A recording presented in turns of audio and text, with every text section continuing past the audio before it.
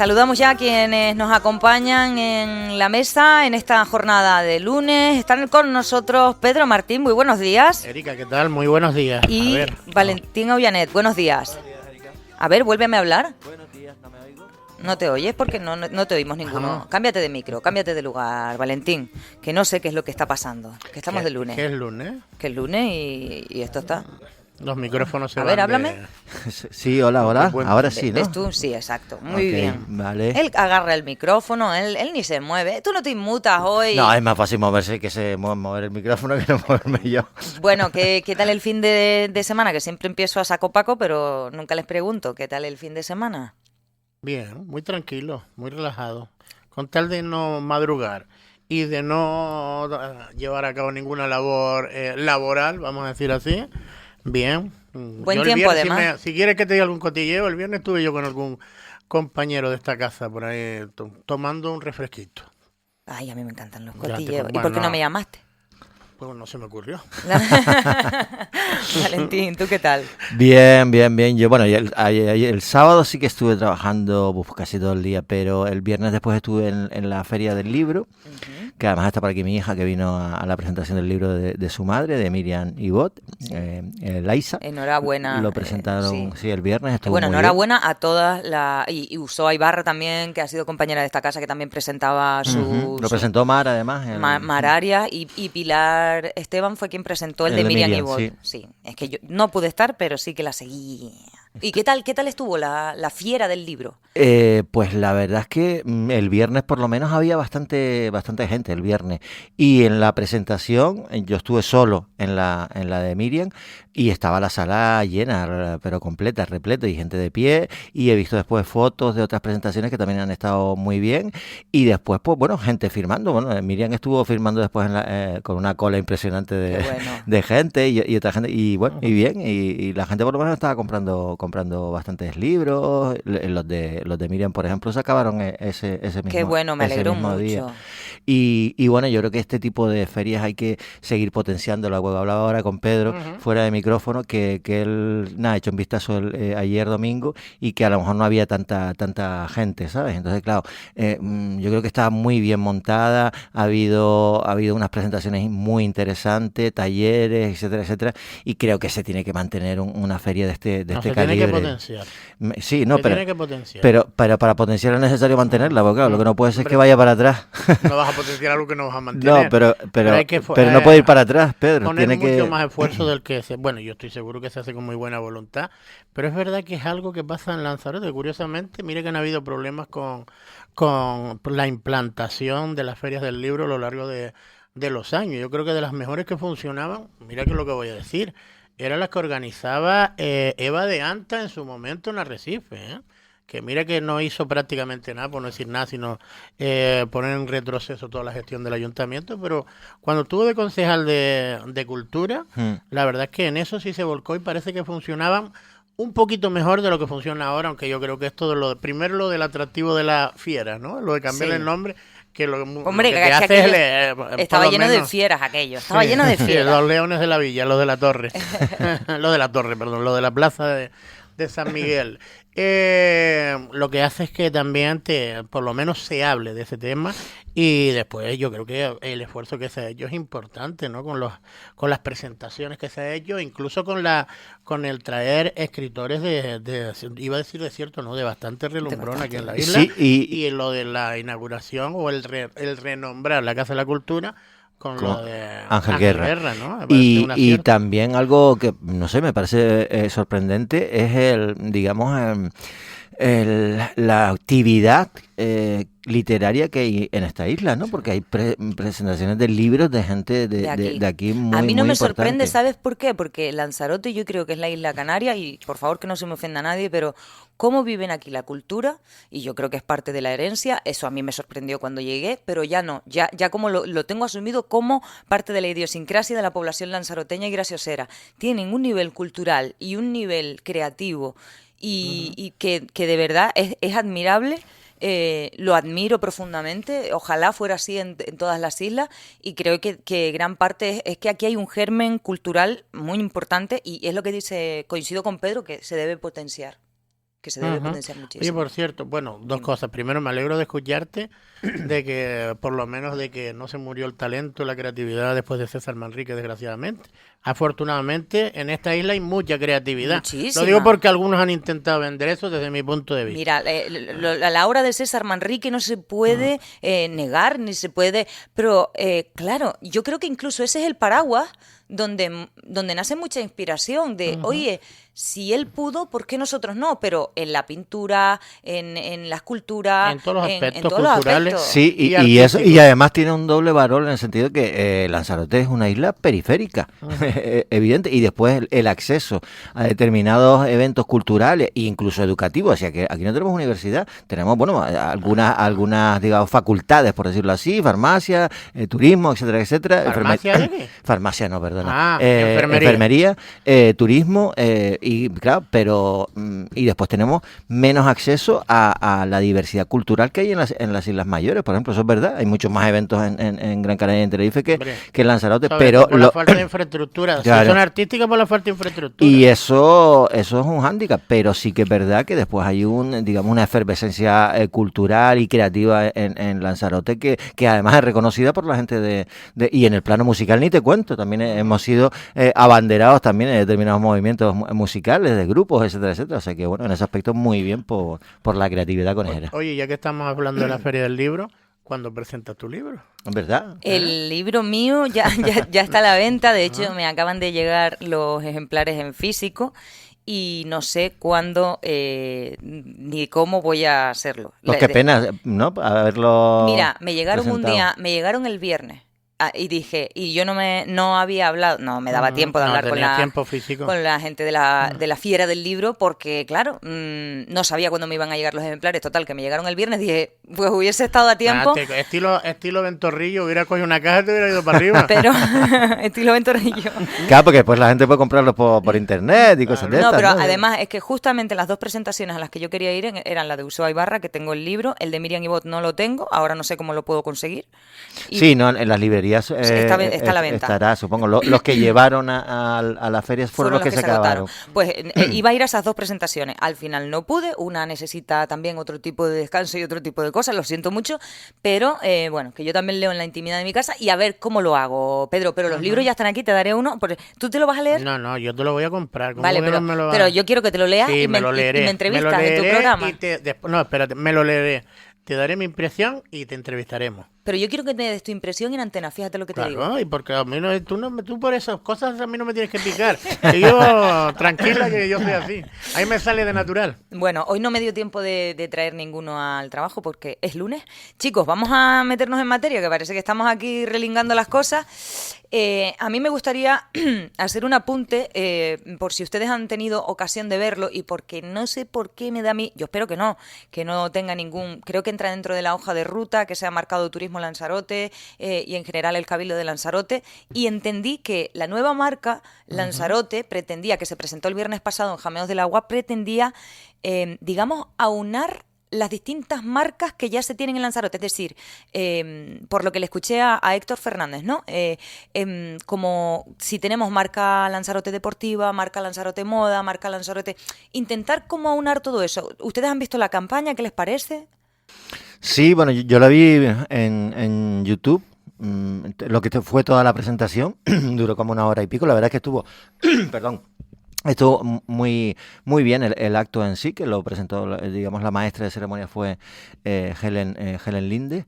Y bueno, y hubo la presentación con la intervención de tanto del presidente del Cabildo como después de Héctor Fernández, de uno de los máximos responsables también de Tour España, que me gustó porque a veces uno piensa que bueno que la isla nosotros debemos ser los más críticos con Lanzarote porque somos los que vivimos aquí, pero después me sorprende que, por ejemplo, una persona como creo que era el secretario general de Tour España, no recuerdo ahora bien y no recuerdo su nombre, pero vamos, también hablaba de que efectivamente efectivamente Lanzarote es una isla diferente que tiene unos atributos impresionantes y que Lanzarote es exportable, y que decía que bueno, que ya le gustaría a destinos turísticos de España haber tenido un César Manrique como hemos tenido nosotros, y ponían valor que bueno, te daba, ¿sabes?, cierto orgullo que gente de fuera con esa responsabilidad hablase tan bien de lo que es Lanzarote. Y efectivamente eso es lo que creo yo. Al principio yo estuve hablando con gente además en la Feria del Libro de que estaban un poco extrañados, ¿no?, con el nuevo logotipo, sobre todo porque se preguntaban hasta qué punto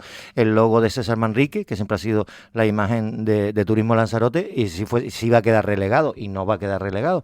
Pero sí que es verdad lo que dices tú, Erika, eso es lo que yo entendí también en la presentación, que Lanzarote, la isla diferente, lo que pretende es aglutinar eso, las diferentes marcas que tienen, es decir, que son las herramientas de trabajo y son los sectores que se quieren potenciar: el turismo, la gastronomía, etcétera, etcétera, el medio ambiente, los volcanes, y después, es claro, que César Manrique entiendo que es uno de los elementos más dentro de... Está claro que forma parte de la identidad conejera, pero no es lo único, ¿no? Entiendo yo, o sea, no lo sé, si me estoy equivocando. Sí, ¿no? Y después otra cosa, es decir, hay quien cuestiona, oye, pero en un momento de debate que tenemos ahora mismo, después del 20 de abril, si era conveniente presentar una nueva imagen y tal, que se pretende lanzar al mundo, etcétera, etcétera. Pero es que la imagen que se pretende lanzar, la isla diferente, lo que pretende es fomentar o decir, oye, nuestros atributos son el medio ambiente, la conservación del medio ambiente, la sostenibilidad, ir hacia un turismo de mayor cualificación,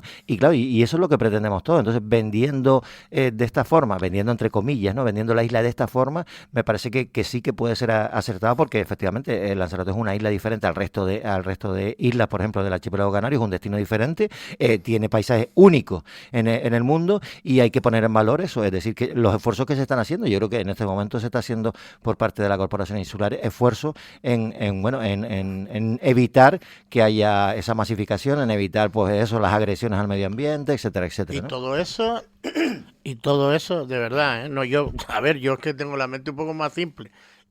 Todo eso se extrae de un logotipo nuevo que se ha creado para como marca Lanzarote, o en la presentación. Pero el logotipo es un logotipo, punto. Logotipo, es un punto, es un logotipo. Hombre, después, por ejemplo, las empresas que lo han creado ya te definen qué es el logotipo. El logotipo se ve como una especie de volcanes con diferentes colores. Hay un color que es, por ejemplo, el color azul del mar, el turquesa de las aguas, el marrón Son los rombitos estos que hay, o las especies sí, que son como rombo, ¿no? Pero, a ver, que es un logotipo. Lo que pasa es que detrás de Después la isla diferente está lo que quieres transmitir tú con el logotipo. Hombre, por eso decía yo que te lo tendrán que explicar, y evidentemente yo es que siempre he tenido claro, aunque es verdad que hay gente en Lanzarote que a lo mejor no, o gente de fuera que no entiende muy bien lo que es Lanzarote. Lanzarote evidentemente es mucho más que César. César fue una persona que supo ver y transformar para bien la isla de Lanzarote. Y le dejaron también. Sí, claro, por eso, y le ayudaron, y contribuyó mucho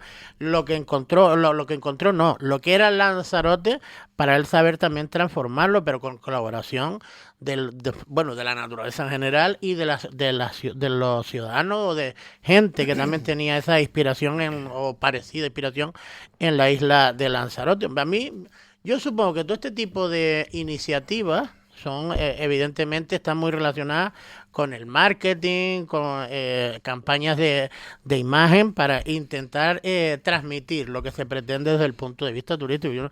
Yo porque lo digo porque me ha hecho muchas gracias decir o escuchar que se intentaba polemizar en torno a un símbolo. Veremos a ver si cala o no cala. Si no cala, por ser criticable; si cala y se transmite perfectamente, porque supongo yo que esto es una campaña que al lado del logotipo va una campaña explicativa, y que se transmite todos esos valores, entonces funciona. Yo entiendo que el debate se forma no en torno a la marca en sí, sino en torno a porque es fácil decir, es que a Lanzarote ya no le hace falta promoción, y ¿por qué la están promocionando? No, es que justamente porque Lanzarote está en otro momento, es lo que entiendo yo y lo que entendí que me puedo equivocar, pero lo que yo entendí es justamente, y por eso se llama Lanzarote, la isla diferente, esa campaña, es justamente, precisamente en el debate en el que estamos, que Lanzarote ya no necesita crecer. lo que necesita es reafirmar su calidad y porque quiero decir, luego están, como hemos nombrado muchas veces, todos los hoteles, 5 grandes cadenas hoteleras que van a empezar a construir en el norte de África.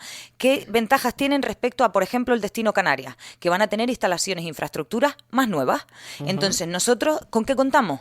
Con nuestra historia, con nuestra idiosincrasia, con nuestro paisaje. No se trata de ir a más, sino... No, y otra cosa, quiero decir, esto en un momento además que dices tú que también hay un clamor en la calle, etcétera, etcétera. En las redes se está moviendo mucho el hecho de que la masificación de Lanzarote, y ante eso, es que yo no entiendo a la gente que dice, no, es que Lanzarote, como estamos ahora, no debería hacer ninguna campaña de promoción. Oye, precisamente la campaña de promoción es la campaña que te dice, oye, entre otras cosas, mira, Lanzarote tiene un 60% de territorio protegido, tenemos un parque nacional, tenemos no sé cuántos parques naturales, es decir, entonces, claro, ante una campaña que en las redes se está viralizando mucho en relación a que la masificación, a que la gente no tiene casas, que es verdad, a todo el turismo vacacional y tal, también tienes que decir, o sea, de alguna forma contraprogramar de que en Lanzarote tiene muchas ventajas y sigue siendo una isla diferente, que tampoco la masificación diga que esto es Magalú se llama, ¿no? ¿Entiendes? Entonces es necesario seguir haciendo campañas que vayan en ese sentido, en el sentido de poner en valor aquellas cosas que queremos poner en valor y que hemos visto que la gente reivindica tras el 20 de abril, que es, oye, la sostenibilidad, el controlar el acceso a los parques naturales, el poder repartir y distribuir la riqueza que da el turismo entre toda la población de Lanzarote. Entonces, yo creo que es incluso el mejor momento para hacer ese tipo de promoción, ¿no? Bueno, vamos a otro asunto que no es otro asunto realmente. Bueno, viene un poco a colación justamente uno de los colectivos que está siendo más reivindicativo dentro de las redes sociales, que es el colectivo Tabaiba. Difundía unas imágenes de una fiesta ilegal en la Jeria. No sé si el término es rave, yo nunca he ido a una. Rave, ¿no? Rave. Yo digo rave, pero porque yo hablo castellano solo. Me quedé ahí. Bueno, no importa. El caso es una fiesta en la Jeria que no contaba con los informes de impacto ambiental y además que no solo eso, sino que se pretendía hacer otra. Y lo que me llamó la atención es que, según explicaba el consejero de Medio Ambiente, Samuel Martín, fueron los agentes de Medio Ambiente los que se dieron cuenta que iban a hacer otra el sábado pasado. Entonces, bueno, que el Cabildo ya ha dicho que se va a mostrar totalmente contundente, independientemente de si es un particular o es y va a sancionar, va a abrir expedientes y va a sancionar, y no solo eso, sino que hoy vamos a conocer las multas que han ido poniendo los agentes de medio ambiente en zonas como Las Grietas. No sé si han visto las imágenes, ¿qué les parece? A mí es que de verdad... Me parece que evidentemente hay eventos de este tipo que cuentan con autorizaciones, y supongo yo porque preservarán todos los valores medioambientales que tienen que tener, los famosos informes medioambientales que avalan que se lleve a cabo ese tipo de actividades. Cuando no los tienen, supongo que o por dejadez o porque no han superado esos informes medioambientales, y evidentemente los técnicos han estimado que una fiesta de ese tipo no se tiene que celebrar. Lo digo porque hay fiestas que sí se celebran, pero porque se hacen con todos Sonidos los parámetros, líquidos, claro. Evidentemente, por eso lo digo para que no empiecen a extenderse malas imágenes, etcétera, o malas... Pero si Sonidos Líquidos ha sido premiada, yo creo que a nivel hasta europeo, por turismo, por su sostenibilidad. Sostenible, sí. A ver, por el tema de este rechazo que hay, o de lo que se intentó, o de la turismofobia, etcétera, pues cualquiera sabe si empieza también a intentar criticar, o empieza este movimiento, los diferentes movimientos, que hay algunos que evidentemente son bastante loables, pero otros son ¿cómo es? Vamos a decir, talibanes del medio ambiente, que evidentemente lo que rechazan es todo lo que tiene que ver con el turismo, independientemente de si cuenta con permiso o no cuenta, si viene bien o no viene bien, y se adapta a lo que ha significado siempre Lanzarote. Yo, en mi punto de vista, esto no es mucho más que los agentes de medio ambiente o el cabildo de las autoridades están cumpliendo con su responsabilidad, que es la de vigilancia, la de ir a sancionar e intentar que no vuelva a pasar una fiesta de este tipo. A ver, dos cosas. Una, esto lo monta una marca de joyas, ¿no? Y la marca de joya incluye en su propuesta, pues, a un grupo de jóvenes, les paga un curso en Famara de surf, y después les dice que organicen, pues eso, una fiesta en una especie de jaima ahí en medio de la Jeria, paisaje protegido, como todos sabemos, de todo tipo, además zona de cepa, de especial protección de aves. Los que ven el vídeo ven perfectamente que los DJs que están poniendo la música, con medio centenar de personas aproximadamente, evidentemente, pues detrás está la marca de joyas. Entonces, claro, la marca de joyas que ha conseguido con esto, de alguna forma que se viralice esta marca, incluso que todo el mundo hable de la marca, pero claro, qué publicidad tan negativa, ¿no? Que una marca de joyas haga un acto de este tipo en un paisaje protegido. Es decir, ya te estás tirando piedras sobre tu tejado. ¿Cómo es posible que una marca de joyas permita que se haga o haga un acto de estas características sin pedir los permisos pertinentes? Ya, pues eso, para mí, de alguna forma está diciéndome un poco de qué va la propia empresa. Y después, por otro lado, es decir, tampoco puedes poner un agente de medio ambiente en todo el paisaje protegido es como, yo qué sé, ¿Como los policías? Pues los policías, o como cuando la gente quema contenedores, o cuando la gente tira la basura donde no debe. Entonces, eso, A ver, es que lo que hay que hacer es que las sanciones sean importantes y que se actúe de forma rápida. Y en este caso se ha actuado de forma tan rápida que han impedido incluso y han evitado que el sábado repitieran otra vez esta historia, concluir, ¿no? Ya sabremos más datos, pero por concluir, antes de pasar con nuestro invitado este lunes, decir que para las empresas, para los emprendimientos, no sé de qué tamaño es la empresa, me da igual, porque hemos visto, por ejemplo, campañas en el Monumento al Campesino de Inditex, muy bonitas, por supuesto con todos los permisos, evidentemente, y yo lo que digo es, Lanzarote es muy atractiva para publicidad, para crear, oye, un vídeo de una fiesta, para lo que tú quieras, pero no todo vale para los likes y las cosas en redes sociales, y mira que yo soy una que está todo el día metida en TikTok y en Instagram, pero no todo vale para las redes sociales, igual que no hay que tener la piel tan fina para ciertos comentarios en redes sociales, tampoco vale, y muchísimo menos de marcas y empresas que se supone que tienen una cierta relevancia y son al final en quienes nos fijamos, igual que las personas populares en quienes nos fijamos. Pero ya está, eso solo quería decir. Y antes de saludar al presidente de la Confederación Canaria de Empresarios, Pedro Ortega, muy buenos días. Buenos días. Bueno, que estamos en pleno debate sobre muchas cosas a las que ustedes seguro han asistido con gran atención, como eran las reivindicaciones que se planteaban el pasado 20 de abril, entre ellas tema de equilibrar la riqueza, el reparto de la riqueza en Canarias. No sé cuál es el planteamiento desde la Confederación Canaria de Empresarios. Bueno, nosotros, los empresarios de forma general y en la Confederación como representante de ellos, llevamos mucho tiempo analizando cómo tener un modelo económico sostenible.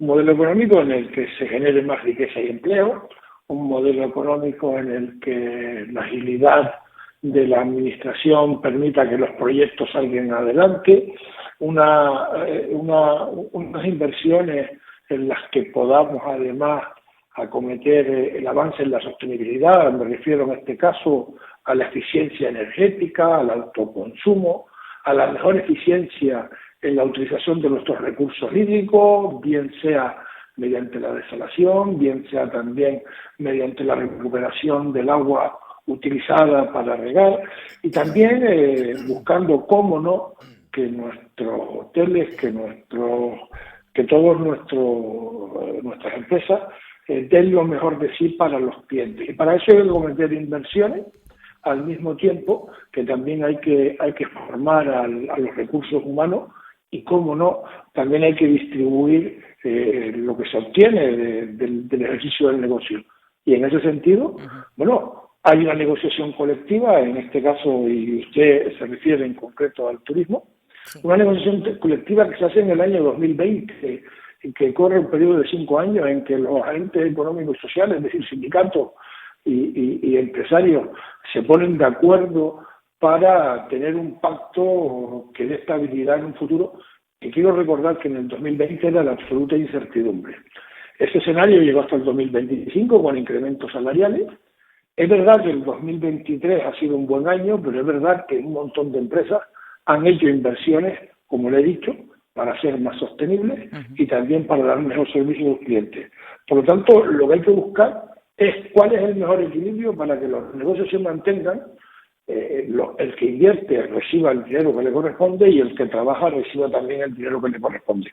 Y yo creo que en eso estamos todos. Claro, digamos que estamos en plenas negociaciones porque me dice que tiene una vigencia. En 2020 se pasaba de la incertidumbre absoluta a ese convenio. En el caso de la hostelería se está ahora en negociaciones para el de 2025, entiendo. Estamos empezando a negociar, se está empezando a hablar para preparar el 2025. E independiente además que se aplican unas reglas que, mire, no a todas las empresas les va exactamente igual. Claro. No se pueden aplicar reglas generales.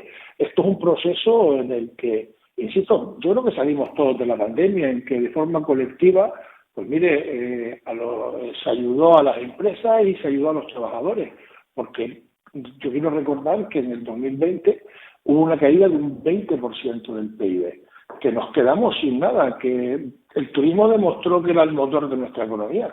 Por lo tanto, si queremos que siga siendo el motor de nuestra economía, tenemos que hacer las cosas bien para que así sea. Uh-huh. Y eso no se hace de otra forma que invirtiendo en sostenibilidad e invirtiendo en los recursos humanos. Pero eso no es un plis-plas, no es un de hoy para allá. Es un proceso que hay que hacerlo de forma medida, porque mire, hay cosas que ocurren, que hoy hay una coyuntura que hoy estamos bien, pero en otros momentos estamos mal y hay que preparar las empresas para que funcionen cuando van bien y cuando las cosas van mal. Uh-huh. Están con nosotros los compañeros Pedro Martín y Valentín Aullanet. Pedro. Presidente, buenos días. Buenos días. A mí con respecto a la manifestación y lo que tiene que ver con el sector empresarial, me llamaba mucho la atención. Yo le reconozco que en algunos aspectos, no en todos, estaba de acuerdo con el espíritu de la manifestación, pero sí me gustaría que me explicara ¿cómo escuchan ustedes o cómo les sienta cuando dicen que lo que hay que hacer es redistribuir un poco mejor los recursos que trae el turismo a Canarias? Y usted ahora relataba, por ejemplo, en pandemia, cuando prácticamente hubo turismo cero y portando unas pérdidas importantísimas en torno a, sobre todo a las empresas que bebían del turismo y vivían de todo, y todos vivíamos prácticamente de turismo. ¿Qué les diría? Bueno, sí, yo diría una cosa que está clara, y usted lo acaba de... Un 40% del empleo viene directamente del turismo. Mire, hay quienes viven directamente, trabajan en el sector turístico, pero también hay agricultores que venden sus productos, o ganaderos que venden sus productos, o pescadores que venden sus productos al sector turístico, con lo cual también dependen de una forma importante del turismo. Y hay industriales que hacen lo mismo. Y hay transportistas que llevan los productos, transportistas que llevan a los turistas. Y además de eso, hay una serie de personas que dan servicios en zonas turísticas, en hostelería, en comercio, con lo cual aquí todos dependemos del turismo porque no obstante es el 35% de nuestro PIB. Por lo tanto, analizándolo desde ese punto de vista, lo que no podemos es matar a la gallina de los huevos de oro. Lo que tenemos que hacer es cuidarla y procurar que dure mucho tiempo y que reparta de la forma más eficiente. Pero eso fue lo que se hizo en el 2020 en la negociación colectiva y será lo que se hará en la próxima negociación colectiva, independiente de que pueda haber en casos especiales, pueda haber medidas especiales en empresas que les vaya bien y hayan tomado sus medidas. Yo lo que digo es que aquí hay que tener cordura, y usted decía que con respecto a la manifestación a la que hace referencia, que hubo un momento determinado en el que se oyó de todo. Y esa manifestación valía para todo, para manifestar un descontento general. Pero mire, la economía canaria va bien, está yendo bien. Canarias está tirando de la economía a pesar de ser la que más sufrió. Y lo que apuntan es que para los próximos años Canarias crecerá mejor, crecerá más que lo que crecerá España y lo que crecerá Europa. Pero eso sí, se crecerá con una desaceleración, se está ralentizando la economía, porque hay una crisis geopolítica mundial, porque hay un precio del dinero que está marcando el poder adquisitivo de los que nos visitan, y no sabemos qué efecto, qué impacto va a tener en el futuro. Por lo tanto, yo creo que les diría que en este momento cordura y que arrimemos todos el hombro y que nos sentemos a hablar para además buscar sobre qué cosas concretas debemos trabajar y quitar lo que es la paja, lo que es el ruido que no nos permite avanzar. Valentín. Sí, señor Ortega, buenos días. Usted fue consejero de Economía en el gobierno de Canarias en la anterior legislatura, no, en la anterior, ¿no? En el 2015. La primera etapa de Fernando. 2019, exacto. Ya en ese momento, algunas formaciones políticas hablaban de aplicar una ecotasa y ahora estamos en un momento en el que está la cosa un poco difusa, ¿no? Es decir, por un lado vemos al Ayuntamiento de Mogán aplicando una ecotasa en su municipio, estamos viendo cómo se están aplicando cobros o tasas también para el acceso a determinados parques naturales, pero estamos en una situación un poco de incertidumbre en torno a si se debe aplicar en un municipio sí, en otro no, o unos lo aplican y otros no. Es decir, ¿cómo lo ven ustedes? ¿Qué opinan de la ecotasa en general y del cobro, por ejemplo, al acceso a espacios naturales? Hay una cuestión que nosotros hemos manifestado y la escribimos y se la entregamos a todos los partidos políticos en enero del 2023 cuando nos visitaban para las elecciones del año pasado. Y en ese documento nosotros decíamos claramente que pedíamos una reducción fiscal. Que no entendíamos que con el incremento de recaudación asociado a la inflación, pues que se siguieran, que se mantuviera los tipos que se tienen tanto de IIC o cualquier otro tipo de impuesto, en tanto en cuanto la recaudación estaba aumentando y el poder adquisitivo de las personas y de las empresas estaba reduciéndose. Eso fue lo que pedimos y con lo cual nos mantenemos ahí. Nosotros creemos que lo que se debe ser es más eficiente en el control del gasto público, que se deben utilizar mejor los recursos que se obtienen. Miren, desde el periodo de 2019 al 2023, el gasto turístico se ha incrementado en un 20% y la entrada de turistas ha crecido un 6%. Eso significa que se ha recaudado mucho más dinero porque ha aumentado el gasto, es decir, la base imponible sobre la que se calcula el impuesto ha aumentado. Es decir, hay más recaudación. ¿Para qué queremos más recaudación? ¿Por qué no trabajamos primero en la eficiencia del uso de esos recursos? Eso es lo que entendemos nosotros. Y sobre eso, en cualquier caso, siempre estamos dispuestos a sentarnos a hablar ahí cómo podemos hacerlo. Y además, ¿por qué no agilizamos la administración para que los gastos que se tienen en todos los proyectos se reduzcan? Mira, hay una cosa que le ocurre a nivel España. España tiene en este momento un 39% de tributación sobre el PIB. Es de las mayores de toda Europa. Pero es que además está en el esfuerzo fiscal. El esfuerzo fiscal ha pasado del puesto 21, ha pasado al puesto 31. Es que estamos perdiendo, estamos cargando de fiscalidad a la economía y además la estamos haciendo menos competitiva. Y eso va en contra de una regla como la que tenemos que hacer ahora, en la que la productividad está bajando y tenemos que solucionarlo. Yo sí le quería preguntar por un asunto que por cierto, ustedes pueden ampliar en lancelotdigital.com. Según datos del Instituto Nacional de Estadística, el empleo público ha ganado peso frente al privado. Casi el 20% del empleo de Canarias es público, es decir, 1 de cada 5 trabajadores trabajan para la administración pública. ¿Cuál es la lectura que hace de esto? Que algo está fallando. No podemos verlo de otra manera, que algo está fallando. Si aumenta más tanto empleo público y el empleo privado no aumenta, pues hay que hacérselo mirar. Y el último dato del paro, además, pasa una cosa, nos ha enseñado una cosa. Han aumentado aumentó el último mes, aumentó el número de personas afiliadas y aumenta porque aumentan los autónomos, pero bajan los trabajadores por cuenta ajena. Eso significa que a las empresas les está haciendo duro funcionar y que hay muchas personas que buscan iniciativas propias, buscándose cómo ganarse la vida, montando su propio negocio. Pues mire, si aumenta el empleo público y disminuye el empleo por cuenta ajena, algo está fallando. Perdón, ahora te dejo, Pedro. Bueno, me ha hablado del tema convenios colectivos. Acabamos de dejar atrás las reivindicaciones sindicales del 1 de mayo y una de ellas, la más importante, era menor jornada sin merma salarial. Esto, para los sindicatos no es digamos, lo que ellos querían, lo que propone el gobierno estatal, que es 37,5 horas semanales. Creo que, si no me equivoco, pedían 35 horas.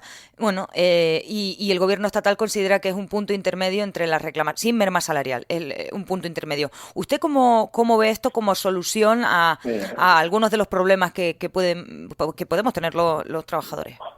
Vamos a ver qué ha pasado en este tiempo. Pues mira, han subido los salarios, ha subido el salario mínimo interprofesional y han subido, por tanto, la escala salarial, han subido los costes laborales, han subido las cargas a las empresas en cotizaciones, con lo cual el coste laboral ha subido mucho. Al mismo tiempo que ocurre eso, miren, la productividad en España ha bajado mucho y en Canarias ha bajado más todavía. Es decir, cada persona está generando, es menos productiva. Pero es que además el absentismo ha aumentado de una forma desmedida.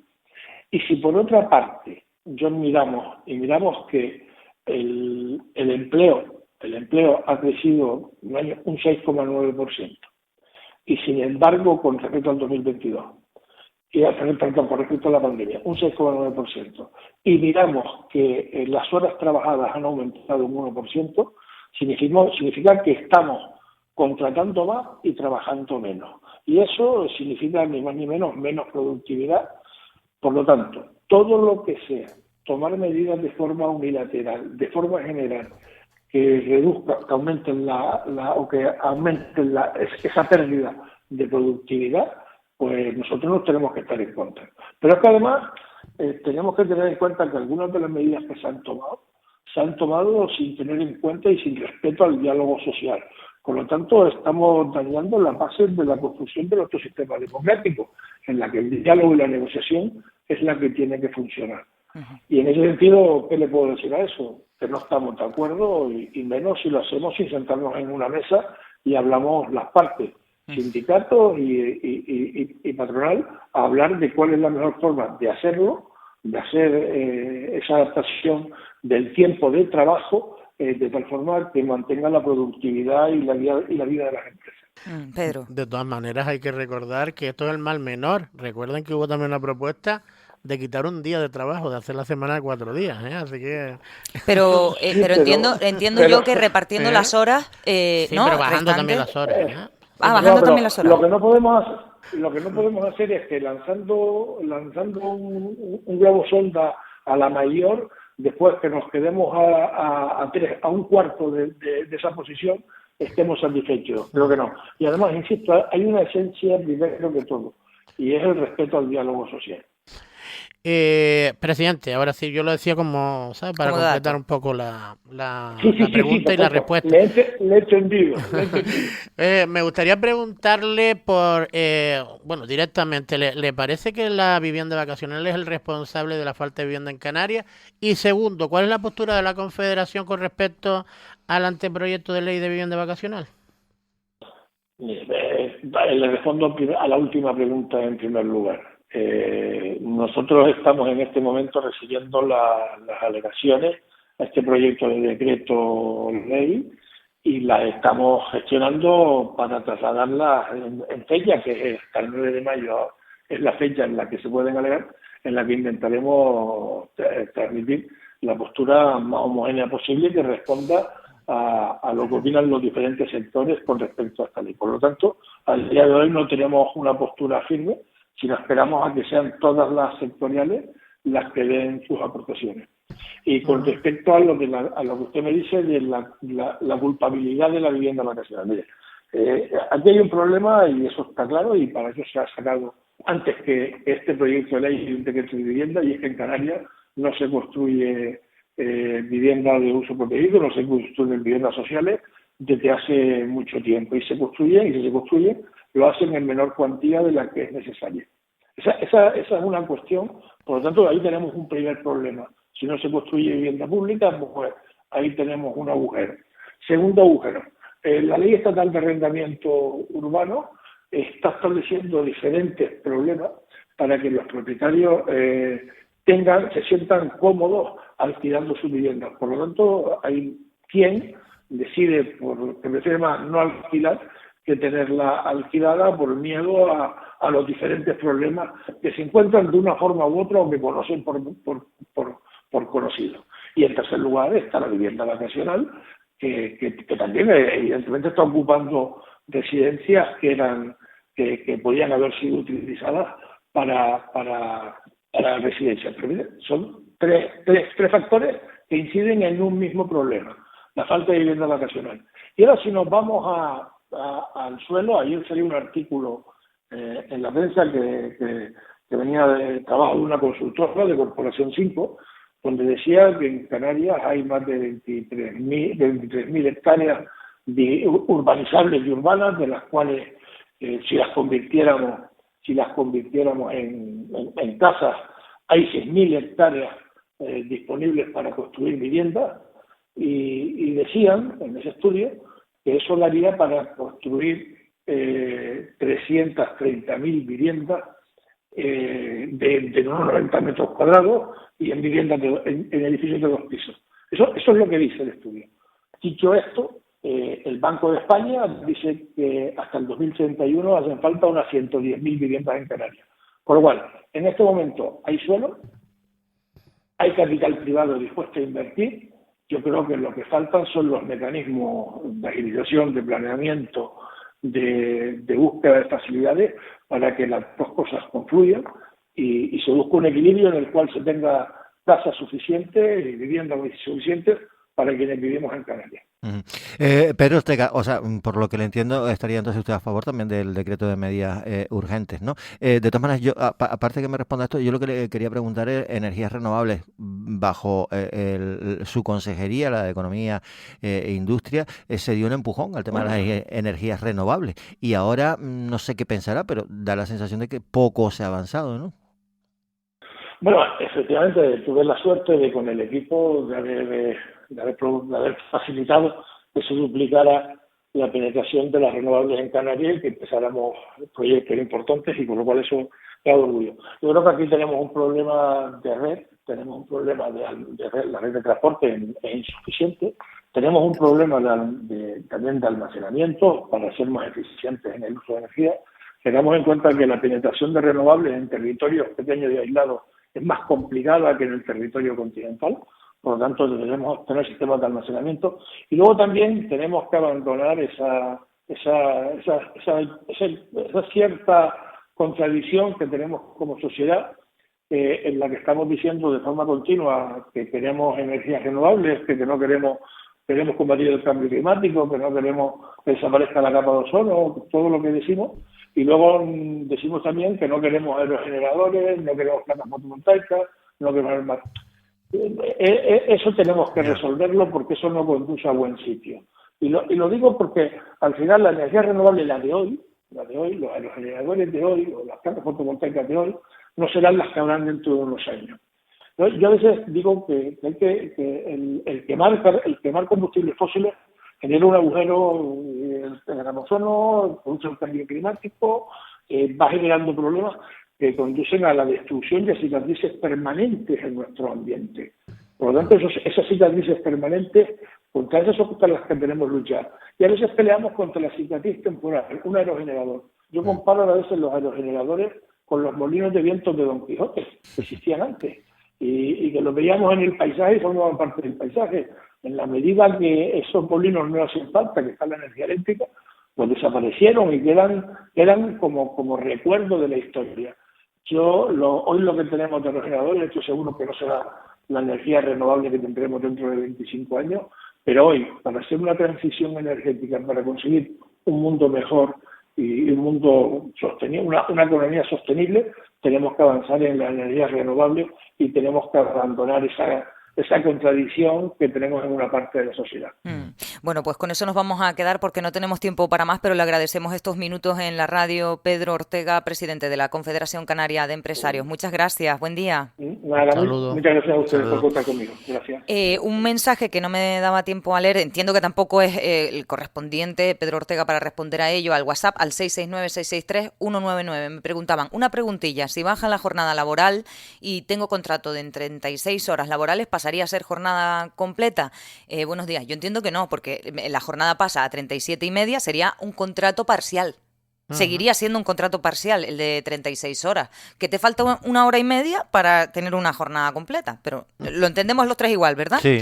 Bueno, y no sé, respecto a lo que ha dicho Pedro Ortega, si tienen algo más que añadir antes de que me vaya yo de... Hombre, yo, por ejemplo, con lo último también coincido. Es decir, no se avanza en las energías renovables, entre otras cosas, por esa contradicción. Es decir, que queremos, o sea, un molino de viento, lo pongas prácticamente donde lo pongas, puede tener, digamos, efectos también perniciosos para el tema de las aves, por ejemplo, no en todos los lados, pero que si resulta que es que no se pueden poner molinos de viento en muchos sitios por ese problema, pues no vamos a poder seguir, digamos, apostando y poniendo más energías renovables en nuestro territorio. Y yo en eso coincido plenamente. Y después también, otra de las cosas que coincido con el tema del convenio colectivo, y ya lo hemos visto, es digamos, el tema de la negociación colectiva, donde se va a negociar por parte de los sindicatos, que además ya nos lo han dicho aquí representantes de comisiones obreras, que se va a intentar, pues eso, que haya una subida salarial que afecte a todos los trabajadores del servicio. Otra cosa que es una negociación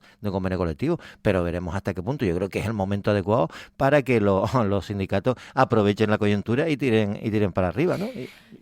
Sí, perdón. Más o menos es lo que se podía extraer de la intervención de Pedro Ortega, ¿no? Es que iba a cambiar de asunto varias cosas, porque continúa el caso Mascarillas, ahora vamos con eso, pero yo no sé si ustedes son abonados, porque también es verdad que la entrevista es para abonados de El País. Su directora, Pepa Bueno, entrevistaba a Pedro Sánchez, que decía en titular: no ha llegado el momento de la sucesión. Cuando llegue, los militantes elegirán. El presidente del gobierno se ha referido a las circunstancias que lo llevaron a dirigir una carta a los españoles como uno de los momentos más difíciles de su carrera política. Y aseguraba que necesitaba saber si iba a tener personas que empatizaran con esta situación, dijo en la entrevista. A mí me ha sorprendido enormemente varias cosas. Primero, que veo que él dijo en Televisión Española por qué no había medios durante su comparecencia tras esos 5 días de reflexión, y es que dijo que iba a estar en los medios. Por el momento solo ha estado en el medio público Televisión Española, en la SER y en El País.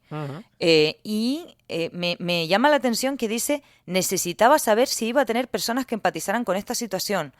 O sea, el presidente se toma 5 días de reflexión no porque estuviera afectado por, o no lo sé, o sea, porque afectado sí entiendo que estaba, sino como para poner a prueba los apoyos que tenía. No lo entiendo. Bueno, primero yo creo que lo hemos visto todos las entrevistas. No, yo tampoco te lo tengo de pago, pero ayer se dedicó a todos los medios de comunicación a extraer parte de esa entrevista y analizarla. Pues yo tampoco lo entiendo. A ver, si una persona se ha presentado a las elecciones y ha sacado un respaldo importante, como puede ser el que consiguió él, el segundo partido más importante de este país, no creo que tenga que estar preguntándose si tiene apoyo o no suficiente, si la gente empatiza o no. Yo creo que más bien era una cuestión de ego personal por las palabras que dijo ayer. Yo tengo otras teorías, pero bueno, por las palabras que dijo ayer... Vamos a matizar. Empatizar, entiendo yo que se refiere a los bulos y a todo esto. ¿Quién no va a empatizar con eso? ¿A quién le gusta recibir bulos? ¿A quién le gusta que lo ataquen? Creo que a nadie. Hombre, pero a ver, a ver, si estás buscando partidos o miembros de partidos políticos que rechacen los bulos que pueden estar afectando a Pedro Sánchez, cuando esos partidos o esas personas están en esos partidos, a lo mejor no empatizas tanto, entendiendo que está mal recibir cualquier tipo de bulo, porque otras veces has recibido lo mismo de la formación política que lidera Pedro Sánchez. Mira, en la misma entrevista, Pepa Bueno le dice, con el tema de los bulos, dice: oiga, pero ustedes también se hicieron eco de un bulo, que era que la mujer de Feijóo había recibido una subvención, y resulta que eso era incierto. ¿Y sabes qué responde? Dice: bueno, es que eso se publicó en un medio de comunicación que sí que tiene prestigio y no emite bulos, y que después corrigió. O sea, en cambio, en el caso de mi mujer, pues bueno, esos bulos han servido para que un juez abra unas diligencias sobre un posible tráfico de influencia. Oye, pero es que... la independencia de la justicia no tiene que intervenir autocrítica cero, autocrítica cero tiene Pedro Sánchez. Y es que, vamos, no hay por dónde coger la entrevista, y bueno, y es un poco más de lo mismo. A mí me parece que efectivamente coincido con Pedro con el tema del ego. Es decir, voy a ver quién empatiza conmigo, quién tiene empatía y se pone en mi lugar, oye, y tú Y te pusiste también en el lugar de y también Irene parte de Montero, victimismo, ¿eh? y te pusiste en el lugar de Irene Montero, de Ayuso, de Pablo Iglesias. Lo dijo Pablo Iglesias. Claro. Pablo Iglesias lo dijo en una entrevista cuando Pedro Sánchez estaba reflexionando y después dejó de reflexionar y dijo que se quedaba. Dijo que esto era una vergüenza y recordaba que todo lo que vivió él cuando vivía, yo creo que ahora ya no vive, no lo sé, ni me interesa, con Irene Montero en el famoso chalet ahí en donde era, no me acuerdo dónde era, bueno, en Madrid, una zona buena de Madrid, que el presidente del gobierno no dijo nunca, esta boca es mía, y me solidarizo ni con Irene Montero ni con Claro. Pablo Iglesias. Así que, ¿qué quiere este señor, de verdad? Además, que cuando uno está en la presidencia de un gobierno o del líder de la oposición, mostrar estas debilidades, mostrar estas... Desde mi punto de vista, como diríamos aquí, es una niñatada lo que hizo Pedro Sánchez. Bueno, Y empatizar, ¿sabes con quién empatizó? Con sus seguidores, con la gente que fue a la concentración ante Ferraz, es decir, porque lo que ha provocado es que haya más división y más polarización entre la población en relación a no, a su actuación, está claro a todo que en si, general. si con esto se querían apaciguar las aguas, si ese fuera el objetivo, desde luego no lo ha Y conseguido. después ¿Se que acuer- una persona, Porque hasta los medios de comunicación están en alerta, estamos en alerta ante... Oiga, ¿y qué va a hacer usted? Porque la FAPE ya lo ha dicho, la Federación Española de Periodistas y de Prensa ya lo ha dicho. Oiga, ¿cómo se ponen barreras a los bulos? Ok, a los medios de comunicación yo entiendo que es fácil señalar, según qué medio, todos los podemos señalar, a los más o menos rigurosos. Y la información que se traslada a través de las redes sociales y que es incontrolable absolutamente, ¿qué? Bueno, no sé, Pedro, que te de todas interrumpo. maneras que te decía que es un optimista renomado, porque si lo que le hizo cambiar de opinión fueron 10.000 personas a todo meter, ¿no? Creo que fueron delante de Ferraz y algunas concentraciones en las casas del pueblo, que era lo menos, porque si no vas a apoyar a Pedro Sánchez en la casa del pueblo, que aquello es como un picoteo donde él parece que no estaban muy preocupados por la decisión de Pedro Sánchez, sino por salir bien en la foto y que supieran que estaban en esas casas del pueblo, si ese es el apoyo que esperaba, pues la verdad que tampoco tenía que haber tomado los 5 días. Él llega a levantar un teléfono y le dices a las territoriales que necesita un apoyo de ese tipo y se lo hubieran dado, sin lugar a dudas. Yo lo Y digo como después lo en la- siento, creo que el debate que ha puesto sobre la mesa, el debate respecto a los bulos, respecto a los límites y tal, creo que era necesario. Pero no sé si se está planteando correctamente Hombre, o si se ha planteado sí, bien. sí que es necesario. Yo creo que sí que es necesario. Lo que pasa es que él lo plantea por un interés, en este caso personal, partidista. Es decir, soy yo el que voy a decir quiénes son los medios buenos y quiénes son los medios malos, etcétera, etcétera. Y así no se puede plantear un debate de estas características. Claro que todo el mundo estamos hablando de fake news desde hace un montón de tiempo y cómo las ha afectado. Hay un montón de gente que ha tenido que cerrar, por ejemplo, cuentas de Twitter por los haters, los odiadores que hay en las redes, etcétera, etcétera. Y después otra cosa, es decir, me hace gracia, ¿no? El debate de la sucesión no es ahora. Y claro, yo soy juez y mando, tiene al partido atado ahí de una manera, controla al partido, que cuando hay un verbo fácil por ahí y libre, como algún varón, pues vamos, lo ponen prácticamente a parir. Entonces yo soy secretario general, yo soy el que decido, yo cuando me voy, etcétera, etcétera, y si soy candidato o no, como ella ha dicho, que se plantease renovar su candidatura a la presidencia del gobierno. Y otra cosa, Pepa Bueno también le pregunta en esa entrevista algo que ya comentamos aquí, es decir, el propio País en un reportaje dijo que bueno, que había investigado, digamos, toda la actuación desde el punto de vista profesional de Begoña Gómez, la mujer del presidente, y que no ve indicios de delito, pero sí que veía que estéticamente podía ser reprochable. Pues bueno, pues de la estética hay alguien que ha considerado que puede haber un delito más allá, que es manos libres, manos limpias, y sabemos cómo de qué pie cojea. Vale, bien, perfectamente, y que a lo mejor este juez es un juez que le interesa este tipo de cuestiones, bien también, pero oye, está en manos de la justicia, deja que sea la justicia la que diga si hay o no delito, ¿sabes? Estamos terminando ya, no sé si quieres añadir algo. No, que me hizo gracia lo de la afirmación, que esa parte no lo había visto, lo de Pepa Bueno, que el País lo investigó y que decidió y que dedujo que no había índice de delito. Pero de cuando el País es un juez o el de manos libres o el de manos limpias, cada uno. Tú puedes ir a juzgado y si presentas una denuncia falsa se te puede caer el pelo, pero tú vas y denuncias lo que crees que es constitutivo delito.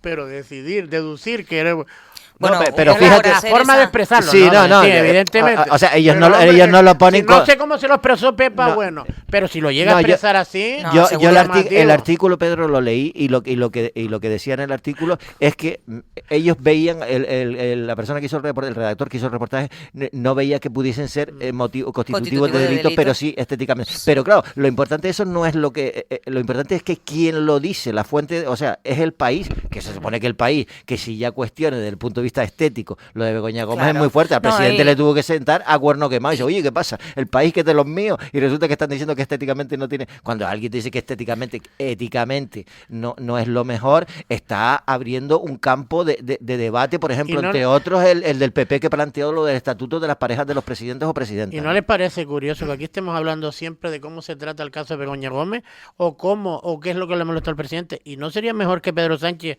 se sentara con Begoña Gómez y se pusieran de acuerdo en lo que puede o no puede hacer, lo que es estéticamente correcto o éticamente correcto o no, y sentarse como una pareja normal que se quieren tanto, como han dicho ellos últimamente, ¿eh? Ya. Bueno, antes de terminar, porque nos quedan solo unos minutos, hoy lunes continúa la investigación por el caso Mascarillas. Está citado en Madrid. Él es director del Servicio Canario de Salud, Conrado Domínguez. La salsa de todas las ensaladas. A ver, o de todas las comidas. según publica Canarias 7, Domínguez tendrá que dar explicaciones ante la Fiscalía Anticorrupción Europea sobre esos 4 millones de la empresa RR7 United y en base a las conclusiones de la Policía Nacional, es lo que publica este diario, Domínguez se encontraría entre los 5 comisionistas que existieron en este caso. Pero, al igual que pasa en las comisiones de investigación en Senado y Congreso, creo que Domínguez, ante la justicia, ante la Fiscalía Anticorrupción, está en su derecho de no declarar. ¿No? Y ante el juez en una primera intervención. Por eso. Hasta que no Entonces yo no sé si ustedes creen que declarará o no. En el juicio, la persona imputada no está ante. Esa es mi pregunta, si ustedes creen que declarará o no en el día de hoy. A ver, de todas maneras, lo que hay es un informe de no sé si es Policía Nacional o es la Nacional.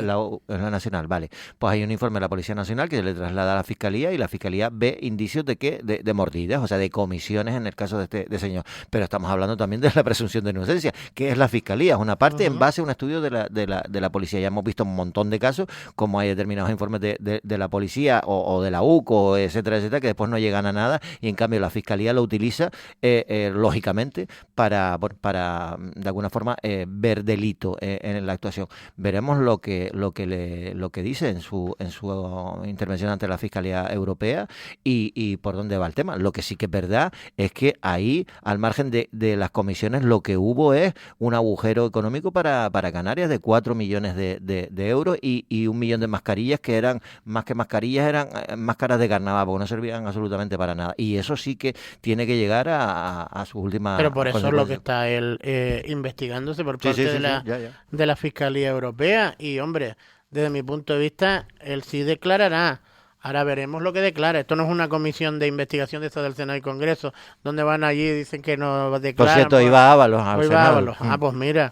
Pero Ábalos a territorio PP. De las comisiones de investigación, poco. A mí, de verdad, no me gusta ni perder el tiempo, porque al fin y al cabo no sirven para nada, desde mi punto de vista, y desde el de muchos.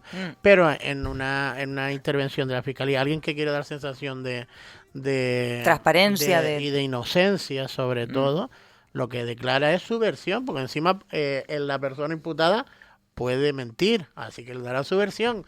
Veremos si se la compran o no, si le creen o no, etcétera. Bueno, veremos lo que pasa. No tenemos tiempo para más, pero un lunes fantástico empezando con ustedes la mañana. Pedro Martín y Valentín Aullanet. Gracias. Saludos.